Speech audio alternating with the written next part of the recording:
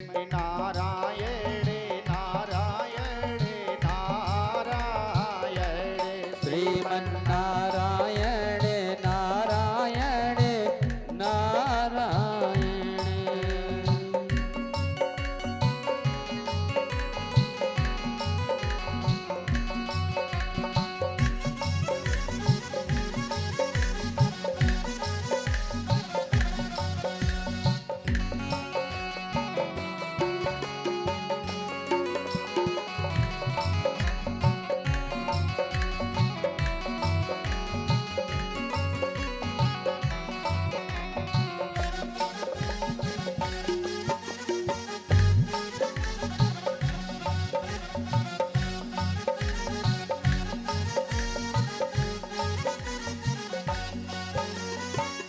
जो नारायण नामे जपते हैं जो नारायण नाम जपते हैं जो नारायण नामे लेते हैं जो नारायण नाम लेते हैं पापी होते सब छारायण हो पापे होते सब नारायण।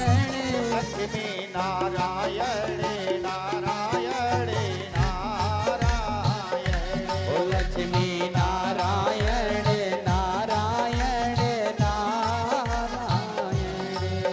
हो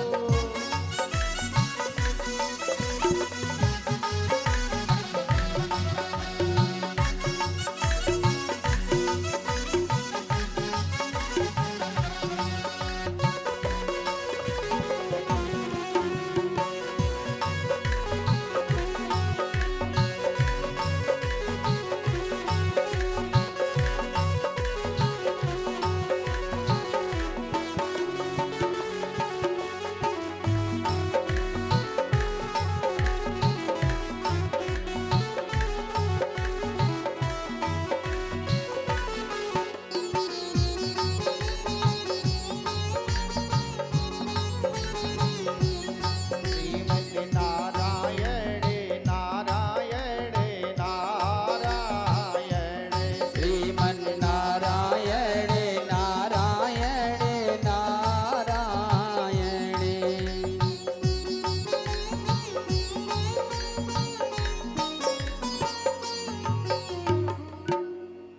नारद बाबा ने तुरंत ही बीड़ा उठाया नारायण नारायण नारायण करते हुए कंस के दरबार में पहुंचे। कंस ने कहा बाबा जी आज आप कुछ अनमने अनमने से लग रहे हैं, कोई दिक्कत है क्या, कोई संकट है क्या? नारद बाबा बोले हमको तो कोई संकट नहीं है, लेकिन तुम्हारे ऊपर बहुत बड़ा संकट है। आकाशवाणी हुई थी देवकी का 8वां लाल तेरा काल होगा, वो ब्रज में अवतार ले चुका है और फिर भी तुमको कोई चिंता नहीं है। 8वां लाल मेरा काल है तो है कौन? कंस ने कहा हमने पहचान ही नहीं पाया आज तक मेरा काल है कौन। नारद बाबा बोले जो एक कृष्ण है, कृष्ण जो कन्हैया है, यही तो देवकी का 8वां लाल है, यही तो तुम्हारा काल है। कंस ने कहा ना बाबा जी ये कहां से 8वां लाल मेरा काल हो गया? 6 बालकों को मैंने पत्थर पर पटक पटक करके मार दिया था, 7वां गर्भ खंडित हो गया था, 8वीं बारी में वो बेटा नहीं बेटी थी जिसको मैंने पत्थर पर पटक करके मारनी चाहिए, वो हाथ से छूट करके आकाश में चली गई थी। तो फिर ये कन्हैया 8वां लाल कहां से हो गया? नारद बाबा बोले ये सब बसदेव जी की देन है। जो तुमने कन्या को पत्थर पर पटक करके मारना चाहा था वो देवकी की कन्या नहीं थी महाराज। कंस ने कहा तो वो किसकी कन्या थी? नारद बाबा ने पूरा भेद खोल दिया। यशोदायाम सुताम कन्या देवकी कृष्ण में विचार कन्या तुमने पटक करके मारनी चाहिए थी, वो यशोदायाम सुताम कन्या, वो यशोदा जी की कन्या थी। देवकी कृष्ण में बचा, ये जो कृष्ण है ये देवकी का 8वां लाल है और 13 काल है। और कंस ने जैसे ये सुना, ये कैसे सब हो गया बाबा जी? नारद बाबा बोले वसुदेव जी की चाल है, रात ही रात में इधर से उधर कर दिया है और उधर से इधर कर दिया, यही तो सत्यता है। कंस ने जैसे सुना, कंस को क्रोध आ गया, अच्छा वसुदेव जी ने मेरे साथ इतना बड़ा धोखा किया है। तुरंत इसने म्यान से तलवार को निकाला है, कारागृह की ओर दौड़ने लगा। अभी हम जा रहे हैं कारागृह में, देवकी और वसुदेव के टुकड़े टुकड़े करके फेंक देंगे, हम मार देंगे, छोड़ेंगे नहीं वसुदेव जी को। और नारद बाबा ने जैसे क्रोध देखा, नारद बाबा घबरा गए, अरे ये तो अनर्थ हो जाएगा, लीला बिगड़ जाएगी। नारद बाबा बोले बेटा रुको रुको, क्रोध को थोड़ा शांत करिए। क्रोध में कभी कोई निर्णय नहीं लेना चाहिए और प्रसन्नता में कभी किसी को वचन नहीं देना चाहिए। हम लोग गलती कर लेते, जहां ज्यादा क्रोध आया तुरंत ही निर्णय, भैया आज के बाद हम तुम्हारे लिए मर गए और तुम हमारे लिए मर गए। कब तक? जब तक गुस्सा है। वो जहां गुस्सा शांत, फिर जहां की तहां गए। अगर बहुत ज्यादा कोई प्रसन्न हो जाए तो तुरंत ही वरदान देने के लिए तैयार है, भैया आधी रात्रि में अगर जरूरत पड़े, जहां तुम्हारा पसीना गिरे वहां पर हम खून डालने के लिए तैयार हैं, आधी रात। कब तक? जब तक वो आपसे प्रसन्न है, उसके बाद कहीं कुछ नहीं है। नारद बाबा ने कहा कंस, क्रोध में कभी कोई निर्णय नहीं लेना चाहिए, और तुमने अगर क्रोध में जाकर के देव की वसुदेव को मार दिया तो कृष्ण बलराम को ये पता लगेगा, वो भयभीत हो जाएंगे, और भयभीत होकर के दूर भाग जाएंगे, फिर तुम अपने काल को कभी मार नहीं पाओगे। देव की वसुदेव मरे चाहे ना मरे, लेकिन तुमको तो अपना काल मारना है।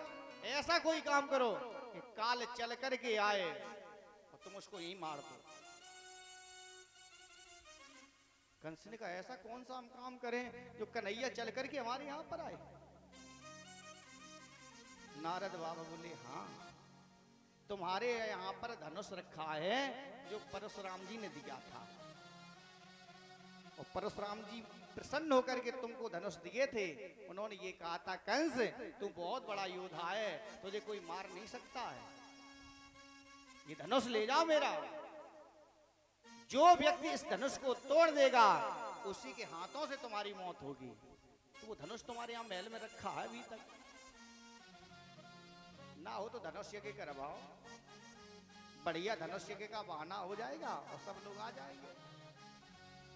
मुहूर्त निश्चित करवाया, धनुष यज्ञ होगा, मथुरा में धनुष यज्ञ होगा, धनुष यज्ञ होगा। तैयारियां चल रही हैं, निमंत्रण कार्ड बांटे जा रहे हैं, और कंस विचार कर रहा धनुष यज्ञ का केवल बहाना है कृष्ण बलराम को बुलवा करके मरवाना है। सारी तैयारियां हो जाती हैं, चारों तरफ पत्र पहुंच जाते हैं। अब विचार कर रहा है कृष्ण बलराम को कैसे बुलाया जाए, वो वृंदावन से मथुरा में कैसे आए। अक्रूर जी को बुलाया, अक्रूर जी तुमको कल ये रथ लेकर के मथुरा से वृंदावन जाना होगा, और वृंदावन से कृष्ण और बलराम को रथ में बैठा करके हमारे यहाँ लाना होगा। धनुष यज्ञ हो रहा है, धनुष यज्ञ का केवल बहाना है, किसी को ये भेद बता नहीं देना।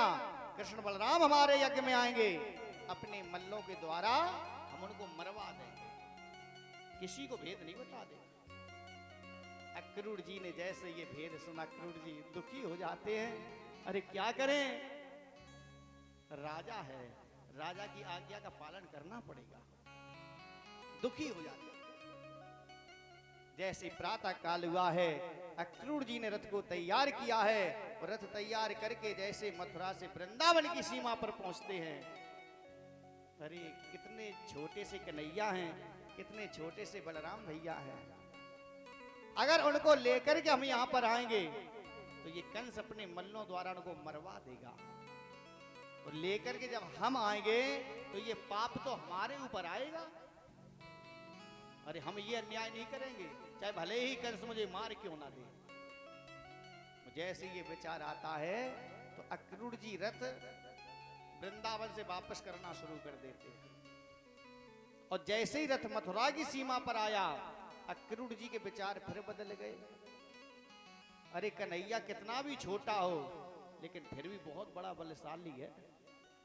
जिस कन्हैया ने छठी के दिन पूतना को मार दिया, कालिया को नाथ दिया, विशाल पर्वत गोवर्धन को 7 दिन तक अपनी बाएं हाथ की छोटी अंगुली पर धारण कर लिया, बताओ उससे बड़ा और कोई बलशाली हो सकता है?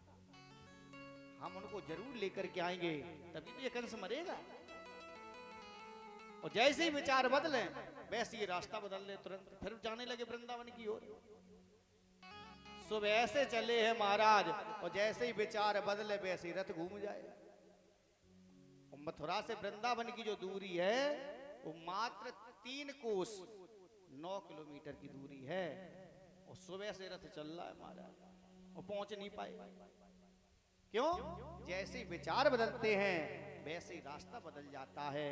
अब गोधूल बेला हो गई, कन्हैया गौओं की सेवा करके गौशाला में सेवा में लगे हुए हैं, गौचारण करके ले आए हैं।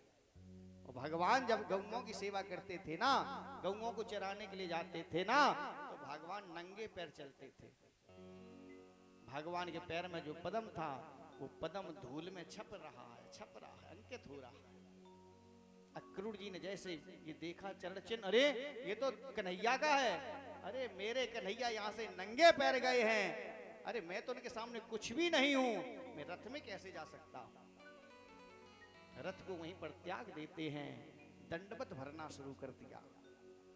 दंडवत भरते हुए जैसे गौशाला में पहुंचे महाराज, कन्हैया गौओं की सेवा में लगे हुए थे।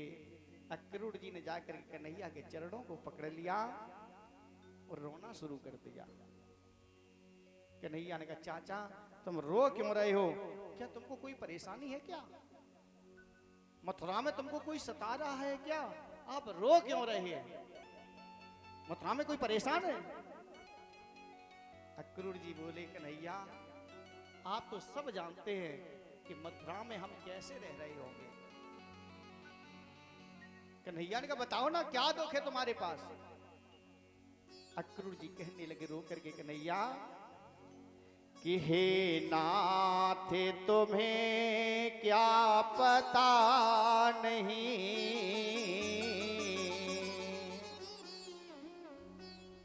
किस हालत में ये जीवन है, बस समझ लीजिए त्रेता में लंका में दीनों विभीषण है, बस समझ लीजिए त्रेता में लंका में दीनों विभीषण है। हे कन्हैया मैं ऐसे रह रहा हूं मथुरा में जैसे लंका में एक भक्त विभीषण रहता था, वैसे मैं मथुरा में रह रहा हूं। जैसे 32 दांतों के बीच में जीभ रहती है कन्हैया, वैसे मैं मथुरा में रह रहा हूं। ये कह करके अक्रूर जी फूट फूट करके रोने लगे। कन्हैया ने गले से लगा लिया, चाचा तुम रो क्यों रहे हो? दांत भले ही 32 क्यों ना हो, जीभ भले अकेली क्यों ना हो, उससे कोई फर्क नहीं पड़ता। क्यों? दांत जन्म के बहुत बाद में निकलते हैं और मरने से बहुत पहले दांत चले जाते हैं, लेकिन जीभ हमारे आपके जन्म से ही साथ आती है और जब तक जीवन रहेगा पूरा शरीर बिगड़ जाएगा, लेकिन जीव का कुछ नहीं बिगड़ता। जैसे हमारी आपकी अवस्था बढ़ेगी, जैसे ही शरीर कमजोर होगा, वैसे ही जीभ पर और जवानी बढ़ती है। जीभ पर कभी बुढ़ापा नहीं आता। बूढ़े लोगों की जीभ पर बहुत जवानी होती है। जीवन में जवानी भी 3 स्थान ग्रहण करती है। बचपना में जवानी घुटनों में होती है। बच्चे पूरे पूरे दिन घुटनों के बल चलते हैं, कुछ नहीं बिगड़ता है। आप चल सकते हैं, बच्चों के घुटनों में जवानी होती है। जवानों के जवानी भुजाओं में होती है। बात बात में खुजली मचती है ना जवानी पर, और बुढ़ापे पर जवानी जीभ पर पहुंच जाती है। बूढ़े बाबा के पास आप बैठ जाओ, बूढ़ी मैया के पास आप बैठ जाओ, आप कुछ बोलो चाहे ना बोलो, केवल सर हिलाते रहो। अम्मा पूरी रात बात कर सकती हैं। अरे लला, अब तो भगवान को कछु काम ही नहीं है। हमसे पूछो, इतने बड़े बड़े परिवार होते थे, एक बार में 5 किलो आटा की रोटी हमने बनाई। और जब तक ये लोग जागते थे ना घर वाले, तब तक हम 5 किलो गेहूं पीस के तैयार कर लेते थे। बताओ सही बात है या नहीं है? बुढ़ापे पर जो जवानी होती है वो जीभ पर रहती है। बूढ़े लोग बहुत ज्यादा बोलना शुरू कर देते हैं। करे धरे तो कछु होत नहीं है, तो बोल ही ले। कन्हैया ने कहा, चाचा तुम दुखी क्यों हो रहे हो? दांत भले ही 32 हो, जीभ भले ही अकेली हो, कुछ नहीं बिगड़ता। और जीभ जब चाहे तब 32 बार करवा सकती है। किसी से गलत बोल दो, पता लग जाएगा, हालत बिगड़ जाएगी। चाचा रोना बंद कर दो। लेकिन एक बात बताओ, आप आए कैसे? तुरंत अक्रूर जी ने निमंत्रण कार्ड दे दिया। लो कन्हैया, भोजरादि कंस मथुरा में धनुष्य के करवा रहे हैं। सबके पास में निमंत्रण भेजा गया है, लेकिन तुम्हारे लिए तो भोजरादि कंस ने रथ भेजा है। इसी पर बैठ करके आपको चलना पड़ेगा। कन्हैया प्रसन्न हो गए। वाह हमारे मामा, हमारे लिए रथ भेज दिया। अक्रूर जी फिर दुखी हो गए। कन्हैया, धनुष्य का केवल बहाना है। उसका विचार तो ये है कि कृष्ण बलराम हमारे जब धनुष्य में आएंगे, अपने मल्लों के द्वारा उनको मरवा देंगे। कन्हैया, आप जाएं या ना जाएं, इसमें छल और कपट भरा हुआ। जैसे ये कहा है, कन्हैया ने कहा, चाचा ये भेद मुझे बताया सो बताया, मेरे बाबा नंद को नहीं बता देना, मेरी मैया यशोदा को नहीं बता देना, नहीं वो मुझे जाने नहीं देंगे, जाने नहीं देंगे। अक्रूर जी शांत हो जाते हैं। नंद बाबा के पास आए हैं, यशोदा के पास आए हैं। नंद बाबा ने बड़ा स्वागत सम्मान किया है। यशोदा, देखो हमारे अतिथि आए हैं, अतिथि देवो भव, अरे भोजन बनाओ ना। यशोदा मैया ने भोजन बनाया, भोजन कराया। उसके बाद अक्रूर जी ने पूछा, और सब ठीक है ना? नंद बाबा बोले, हाँ सब प्रभु की कृपा है, सब घर में आनंद ही आनंद है। आपके हालचाल? अक्रूर जी बोले, हमारे भी हालचाल ठीक ठाक है। और भोजरादि कंस मथुरा में धनुष्य के करवा रहे हैं। सबके लिए उन्होंने निमंत्रण कार्ड भेजे हैं, लेकिन कृष्ण बलराम के लिए उन्होंने रथ भेजा। इसी पर बैठ करके कन्हैया और बलराम भैया कल मथुरा जाएंगे। नंद बाबा बड़े प्रसन्न हो गए, बहुत प्रसन्न हो गए। तुरंत पहुंचे यशोदा के पास। यशोदा, यशोदा सुन सुन यशोदा। हाँ क्या हो गया? देखो भोजरादि कंस मथुरा में धनुष्य यज्ञ करवा रहे हैं। सभी के लिए उन्होंने धनुष यज्ञ के लिए निमंत्रण कार्ड भेजे हैं, लेकिन कृष्ण बलराम के लिए उन्होंने रथ भेजा है।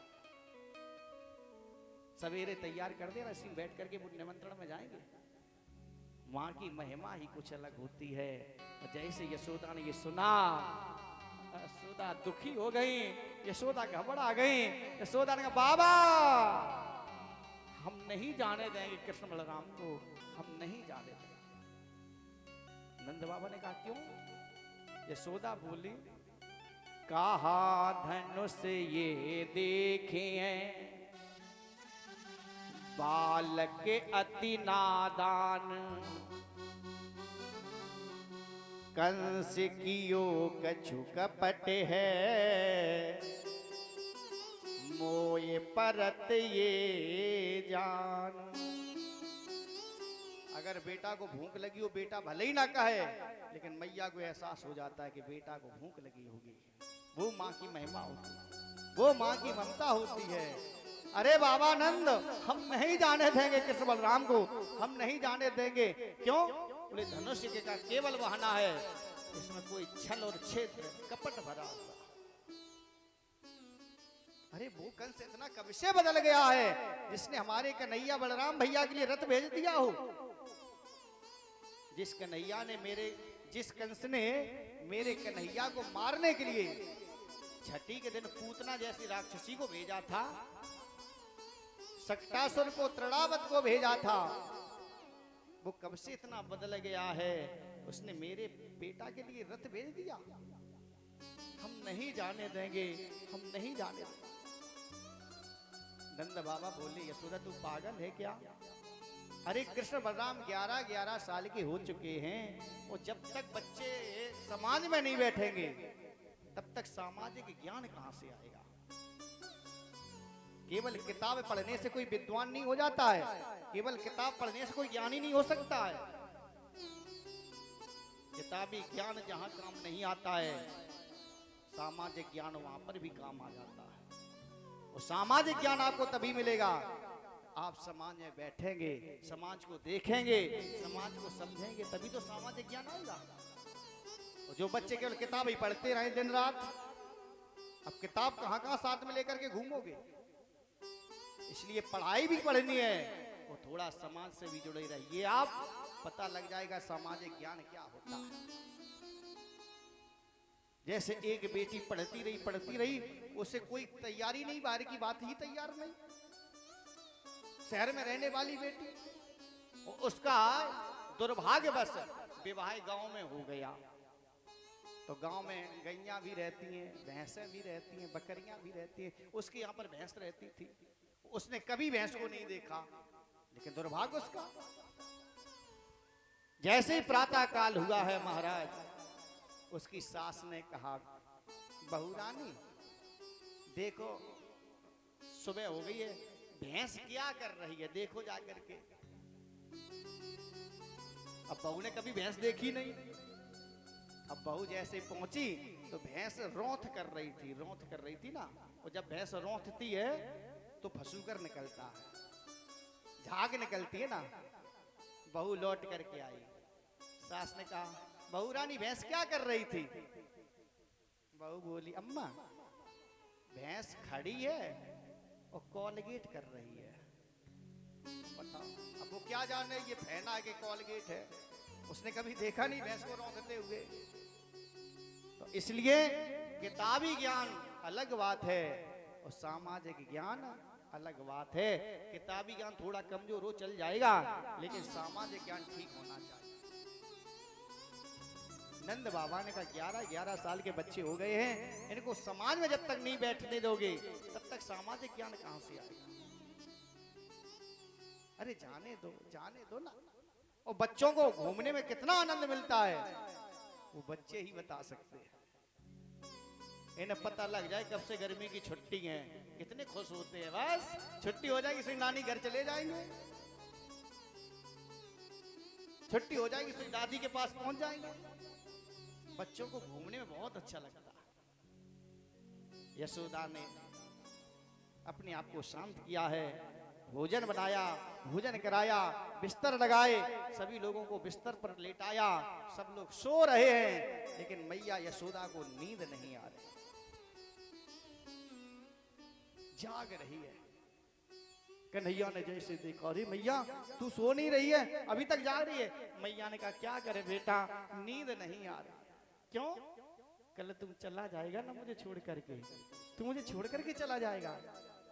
ये कह करके मैया के नेत्रों में जब आंसू आ गए, भगवान भी दुखी हो जाते हैं। भगवान ने कहा मैया रोना बंद कर दो, अगर तू रोना बंद नहीं करेगी तो मैं भी रोना शुरू कर दूंगा। माँ के हृदय में जो बच्चे के लिए अथाह प्रेम है, वो अथाह प्रेम कहीं मिल नहीं सकता किसी को। कहने को कोई कुछ कहे कि हम आपको प्राणों से ज्यादा चाहते हैं, कहने वाले मिल जाएंगे लेकिन चाहने वाला कोई नहीं मिलेगा। जो बच्चे के लिए माँ के हृदय में अथाह प्रेम की गहराई है, वो आपको कहीं नहीं मिल सकती।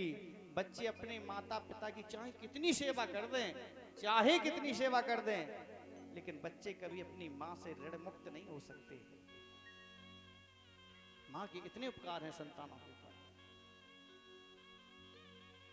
एक दिन एक बेटा बोला मैया हम जहां जाते हैं वहां पर यही सुनने को मिलता है कि संतानें कितनी भी सेवा कर दें लेकिन माँ से कभी ऋण मुक्त नहीं हो सकते, क्या ये सत्य है? मैया ने कहा सब जगह बताया जा रहा है तो सत्य ही होगा।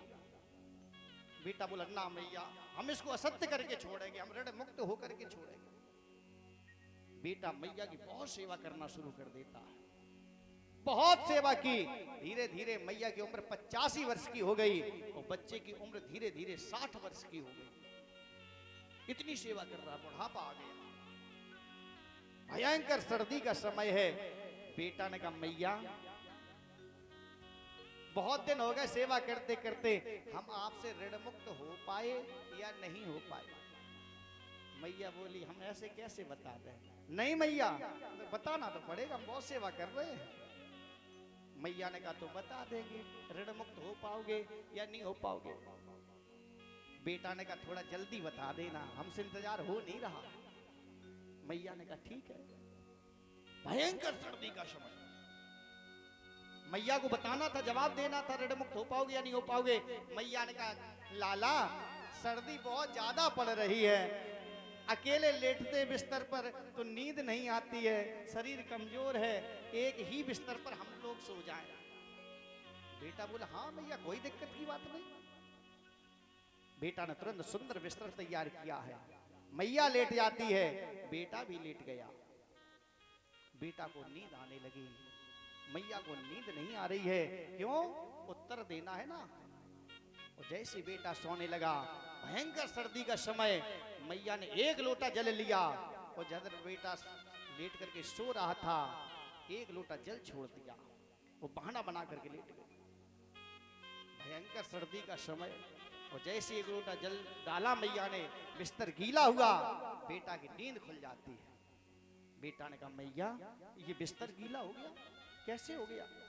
मैया ने कहा बेटा सर्दी बहुत ज्यादा है, शरीर कमजोर है, ये हमसे ही बिस्तर गीला हो गया, बुढ़ापा है।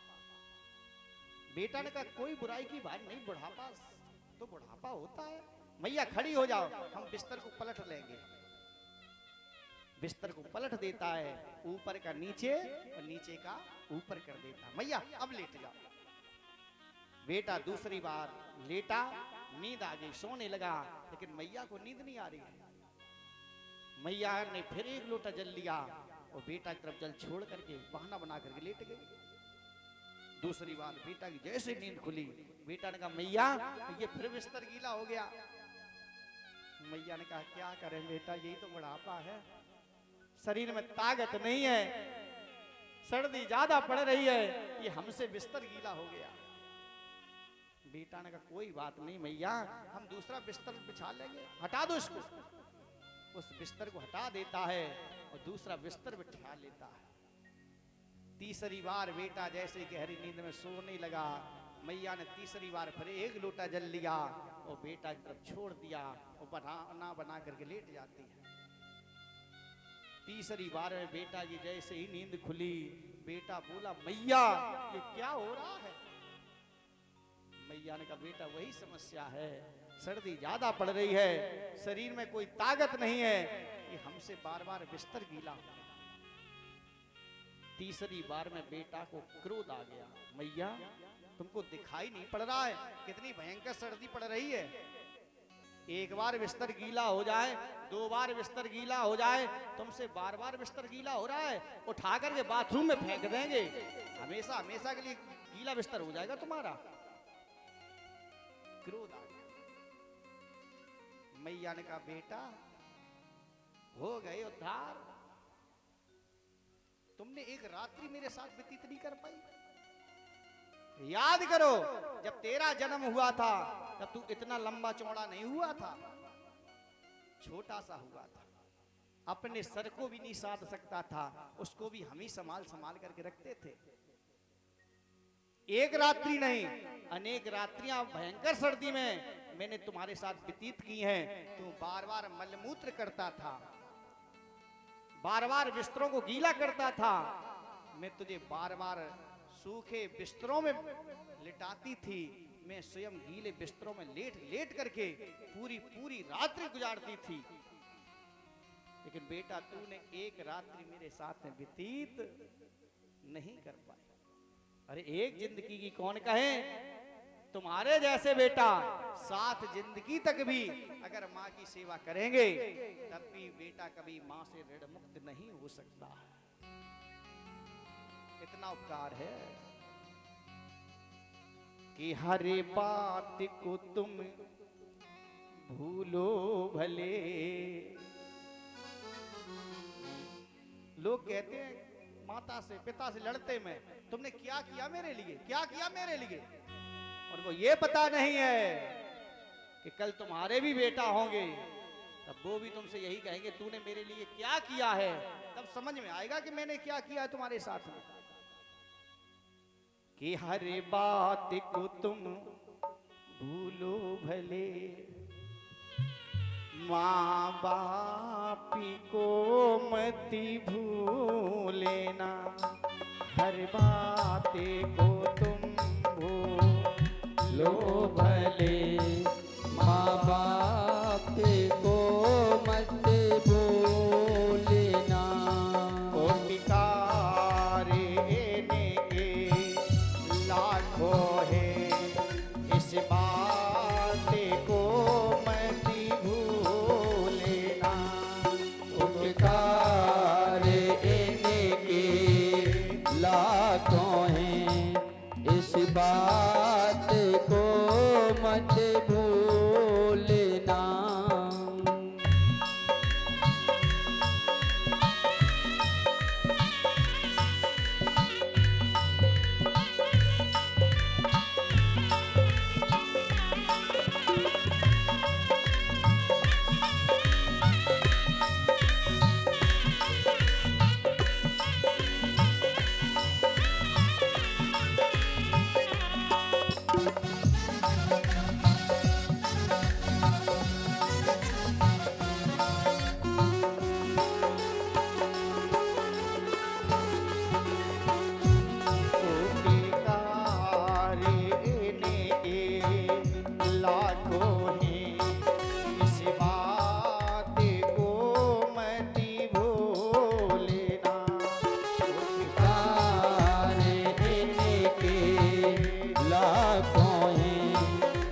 बात को मत भूलना।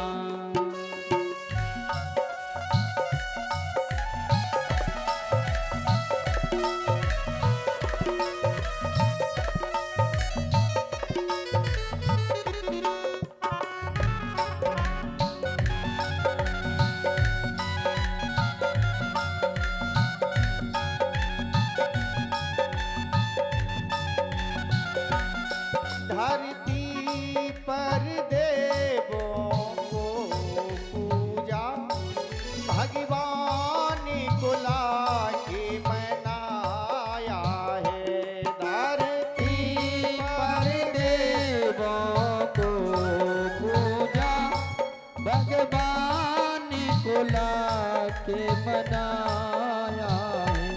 तब तेरी सूरत पाई है, इस जग में तुम्हें बुलाया है। तब तेरी सूरत पाई है, इस जग में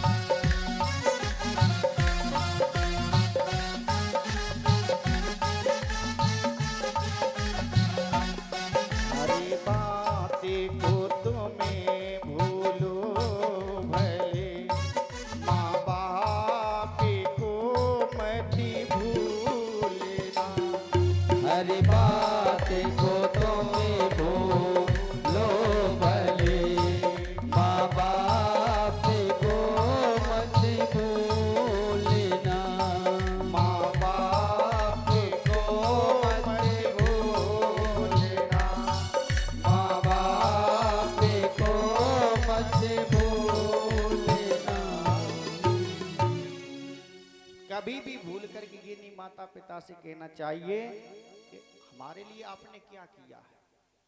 जो माता पिता संतान के लिए कर सकते हैं, धोखे में नहीं रहना, वो शायद संतान के लिए कोई दूसरा कर नहीं सकता।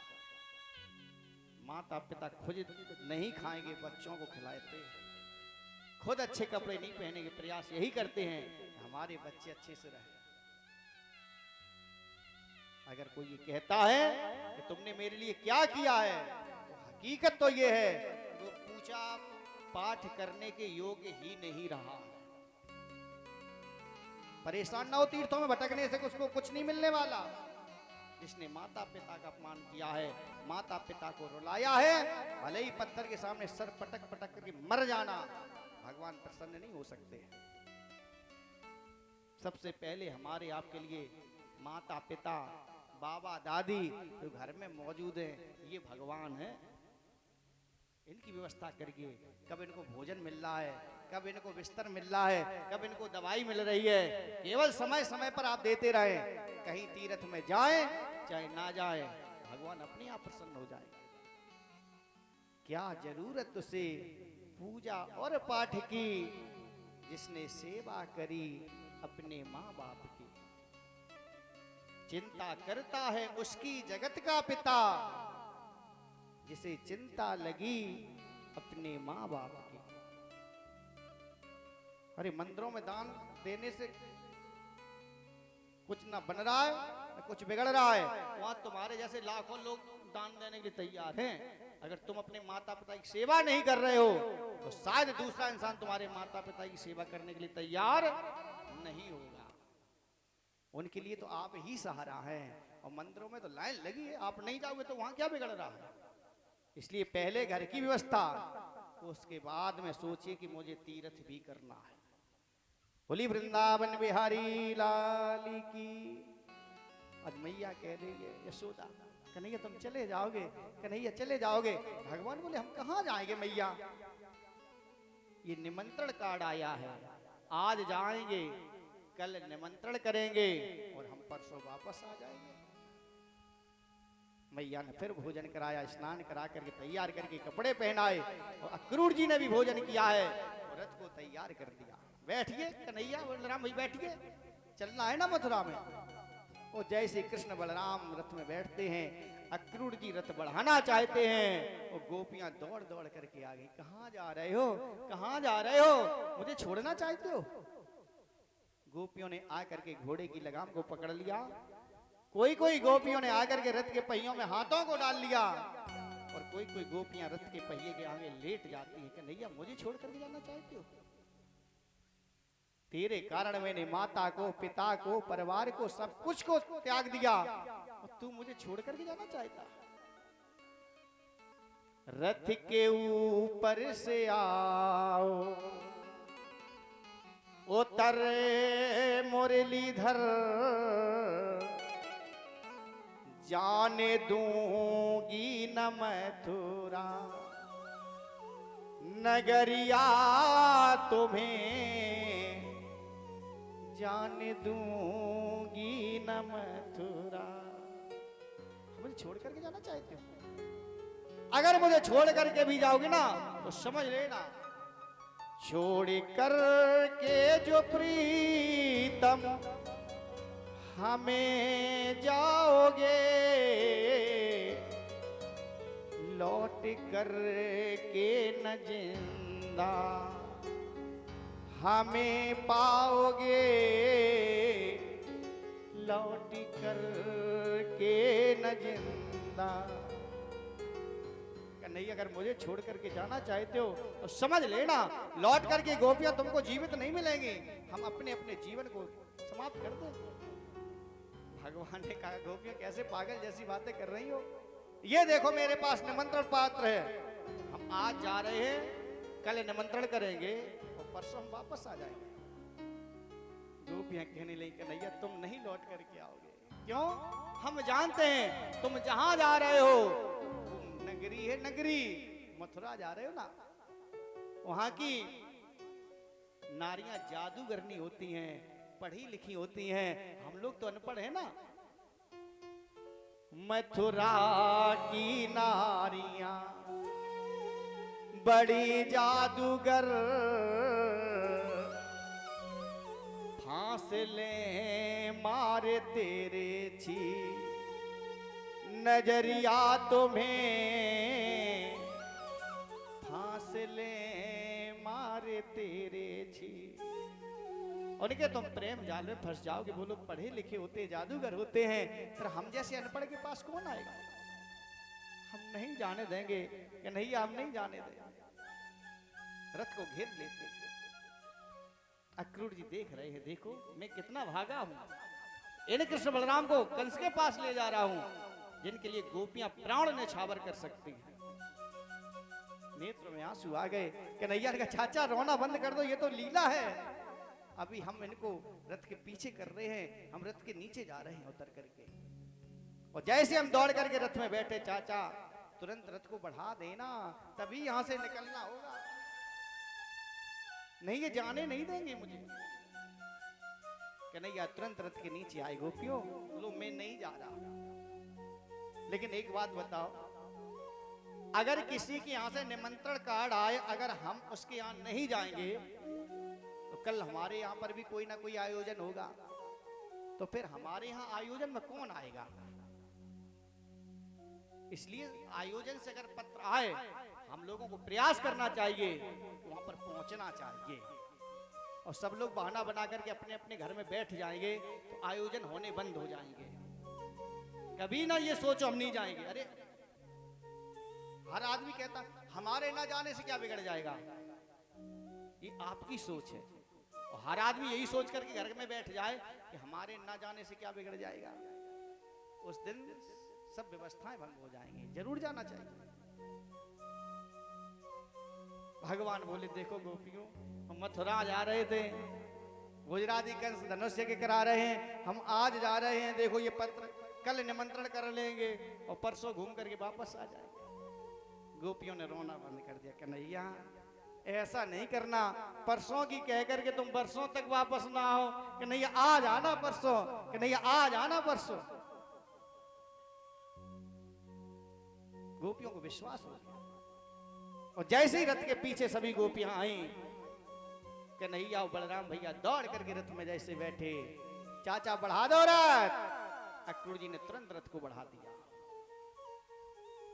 रथेन वायु बेगेन कालिंद्री मगिनासिनी। इतनी तेज रथ बढ़ा है, इतनी तेज रथ बढ़ा है, वायु बेगेन, जैसे आंधी चली हो, कुछ भी दिखाई नहीं पड़ा, धूल ही धूल दिखाई पड़ गई। इतनी तेजी से रथ बढ़ाया, वायु बेगेन, आंधी के समान। गोपियों ने जैसे देखा, गोपियां फिर फूट करके रोने, कन्हैया कन्हैया जाने को तुम कहीं चले जाओ, लेकिन एक बात याद रखना, एक बात याद रखना कि जा रहे हो तो जाओ मुखे मोड़ के, दिल तोड़ के, ऐसा प्यारी कन्हैया